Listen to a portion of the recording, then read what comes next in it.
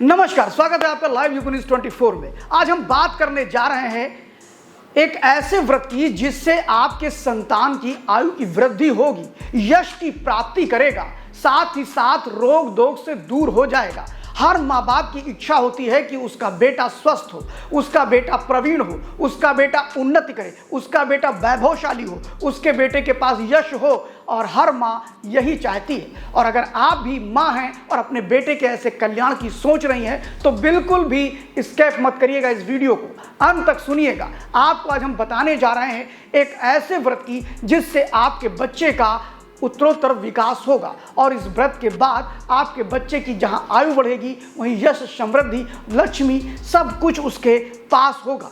आखिर आपको करना क्या है? तो आपको बता दें कि सनातन धर्म में अगर हम बात करते हैं तो अश्वनी मास के कृष्ण पक्ष की अष्टमी को एक व्रत होता है जिसको हम बोलते हैं जीवित पुत्रिका व्रत। ये जीवित पुत्रिका व्रत जो है वो छठ की तरह ही बड़ा कड़ा व्रत होता है।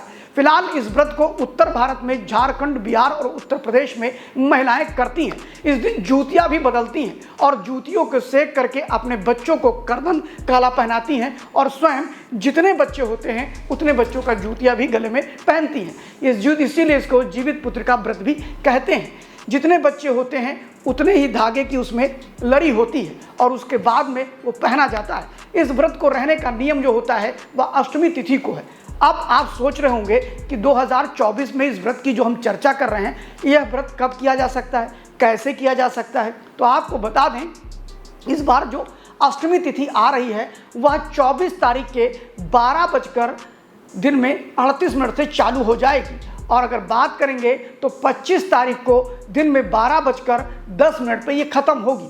फिलहाल उदया तिथि को देखते हुए इस बार अश्वनी कृष्ण पक्ष की अष्टमी जो है वह 25 तारीख को मनाने का निर्णय लिया गया है। और ऐसी परिस्थिति में जो भारत की माताएं हैं वह अपने पुत्रों की लंबी आयु के लिए, यश के लिए, धन के लिए, वैभव के लिए, निरोगी जीवन के लिए इस व्रत को रखती हैं। और इस व्रत को रखने का नियम जो है वह बिल्कुल निर्जली व्रत रहती हैं। निर्जली व्रत रहते हुए सुबह वह उठती हैं, भगवान सूर्य को अर्घ देती हैं, फिर पूजा करती हैं, जिसमें वह पूजा जो है करने के पश्चात भगवान के सामने वह जूतियाँ रखती हैं और उसको हवन के माध्यम से, अगियार के माध्यम से उसको सेकती हैं और फिर पहनती हैं और बच्चों को करधन पहनाती हैं। यह बड़ा ही कठिन व्रत होता है जो माँ अपने संतान की लंबी आयु के साथ साथ उनके यश और वृद्धि के लिए रहती हैं।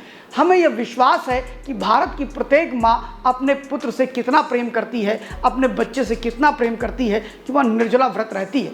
अगर ये निर्जला व्रत माँ रहती है तो बच्चे का सर्वांगीण विकास तो होगा ही होगा, उसकी आयु लंबी होगी। और यह व्रत 25 तारीख को रखा जाएगा। इस व्रत को रखते हुए हमें पूरी शुचिता, पवित्रता का ध्यान देना होगा। उस दिन अगर निर्जला व्रत रहते हैं तो और भी अच्छा है। कुछ माताओं को अगर दिक्कत है, निर्जला व्रत नहीं रह सकती हैं, तो फलाहार पे भी ये व्रत रहा जा सकता है। एक टाइम फलाहार का व्रत आप कर सकते हैं। इसके साथ बीच में कोई भी पेय पदार्थ ले सकते हैं, जैसे कि दूध, दही, ये सारी चीज़ें लिया जा सकता है। इस व्रत के करने से ये निश्चित है कि आपका बेटा दिनों दिन उत्तर प्रगति करेगा, स्वस्थ रहेगा और ऐश्वर्यपूर्ण जीवन जिएगा। अगर आपको हमारा ये वीडियो पसंद आया हो तो हमें लाइक करिए, सब्सक्राइब करिए और इस व्रत को रख करके अपने बेटे की लंबी आयु की प्रार्थना करिए। धन्यवाद।